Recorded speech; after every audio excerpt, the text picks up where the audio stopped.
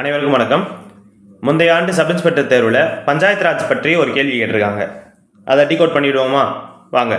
பஞ்சாயத்து ராஜ் 1959ஆம் ஆண்டு அக்டோபர் திங்கள் 2ஆம் நாளன்று யாரால் துவக்கி வைக்கப்பட்டதுன்னு கேட்குறாங்க.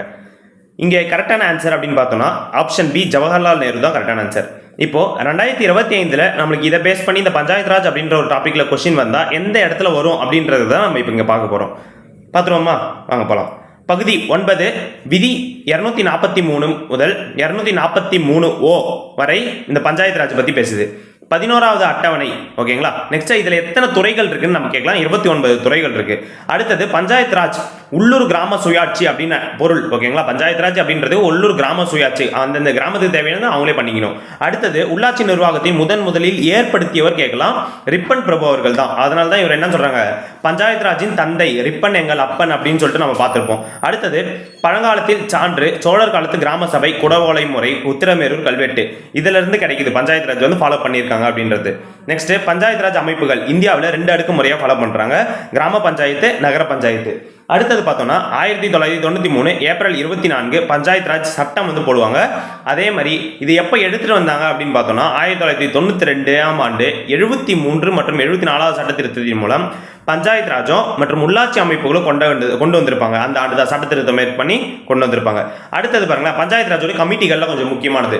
இதை வந்து எப்படி ஞாபகம் வச்சுக்கலாம் அப்படின்னா பேக் எல்டிஜி ஞாபகம் வச்சுக்கலாம். BAG LDG, B for Balwant Rai Mehta. அதை எப்போ அமைச்சாங்க அப்படின்னு பார்த்தோம்னா 1957. இந்த குழுவின் பரிந்துரையால் பஞ்சாயத்து ராஜ் தோன்றியது அப்படின்னு பார்க்குறோம். அடுத்தது சமுதாய மேம்பாட்டு திட்டம் 1952 மற்றும் தேசிய விரிவுபடுத்தப்பட்ட பணிகள் 1953 ஆகியவற்றின் செயல்பாட்டு குறித்து ஆராய்க இந்த குழு வந்து போடப்பட்டிருக்கும். அடுத்தது அசோக் மேத்தா கமிட்டி 1977. அறிக்கை எப்பன்னு பார்த்தோம்னா 1978. மொத்தம் எத்தனை கேட்டாங்கன்னா 132 அறிக்கையை வெளியிட்டிருப்பாங்க. அடுத்தது பார்த்தீங்கன்னா 2 அடுக்கு பஞ்சாயத்து முறையை வந்து ரெக்கமெண்ட் பண்ணியிருப்பாங்க. Next GVK Rao committee 1985. கிராமப்புற மேம்பாடு மற்றும் வறுமை ஒழிப்பு திட்டங்களை வந்து இந்த கமிட்டி தான் ரெக்கமெண்ட் பண்ணியிருக்கோம். இக்கமிட்டியின் பரிந்துரைகளை வேறற்ற பொருட்கள் எனப்படுகிறது. இது ரொம்ப ரொம்ப இம்பார்ட்டன்டான கொஸ்டின். அடுத்தது எல்எம் சிங்வி கமிட்டி 1986. மக்களாட்சி மேம்பாட்டிற்காக பஞ்சாயத்து ராஜ் அமைப்புக்கு புத்துயிர் ஊட்ட அமைக்கப்பட்டது தான் இந்த எல்எம் சிங்வி கமிட்டி 86. அடுத்தது துங்கோன் கமிட்டி 88. காட்கில் கமிட்டி 88.